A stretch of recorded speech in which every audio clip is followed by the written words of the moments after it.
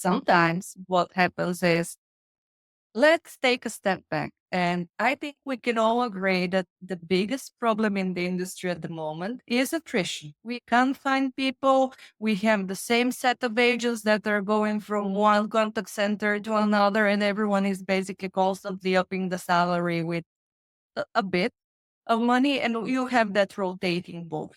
But we can agree that most contact centers, especially BPOs, are kind of struggling with staffing. So usually, from my experience, what I have seen is when you have a client that has a certain demands, providing with those hours and stuff, when you get yourself into trouble, you have people leaving or you can't recruit fast enough, you do have deliverables. Most of the time, you also have some sort of conditions. I need to be able to handle X amount or deliver that service level or handle that amount of email. What happens when you have two, three couple of clients at the same time?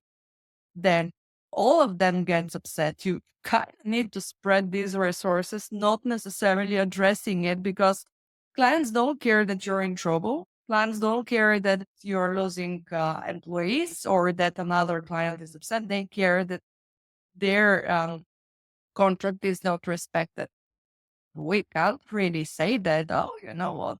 Do we have someone upset? So we had to pull up two people to kind of put them on the other contract. So we don't say this stuff, but we do this stuff all the freaking time. Yeah, you see, for me, there's no excuse. Um, I get that we've got the attrition piece. I get that people jump to the conclusions that people are just jumping from one contact center to the next to the next. I think that there's an awful lot of excuses that exist in contact centers, and I think there are so many excuses, and people are so used to saying those excuses that Yeah. they're now starting to believe their own excuses. Um, and I don't honestly think that those excuses should be able to fly. Now, the reason I'm saying that is because from my own personal experience, I was always the guy within operations that got sent to fix anything and everything that went wrong. They sometimes fluctuate, right? But where I come from and where I've had a very strong relationship with workforce management previously, um, I would always pretty much know what my forecast or assumed volume is 13 months in advance, right? Because based on historical trended data, you are able to predict where your peaks and troughs are in terms of seasonality. Now, the only time where that doesn't really work is if there's something special cause that gets thrown into the mix that nobody could possibly have anticipated. But for me, the the good mechanism working with WFM and recruitment and training and operations, it's all one system. It's not one system versus another system versus another system. So forecast information, once it's received from a client, should be absolutely passed on to WFM. WFM should already be in the place where they're mapping this data out for the future.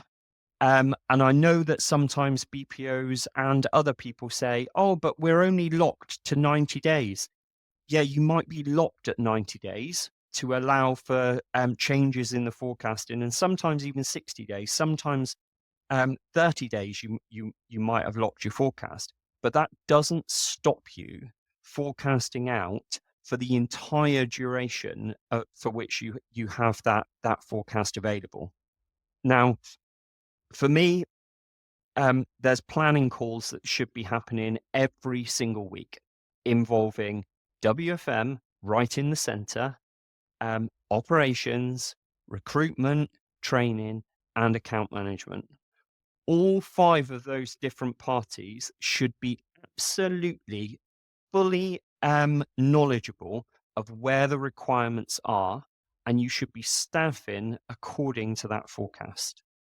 The only time that there might be a slight change or difference to that is if the client has said, we are giving you this forecast, but we can't afford to staff to that forecast. If they Mhm. can't afford to staff to that forecast, then you can only staff to a specific number, and then it's down to the operation to manage and mitigate as much as they possibly can. But being a WFM professional, you know that once occupancy goes above a certain level, you end up at you can't sustain excessive levels of occupancy without it having a material impact on either absenteeism, attrition, quality of work, just general well-being. And I know that we mentioned attrition earlier, or sorry, you mentioned attrition earlier. I think also recruitment and WFM need to partner much, much more closely than what they do ordinarily in some contact center setups.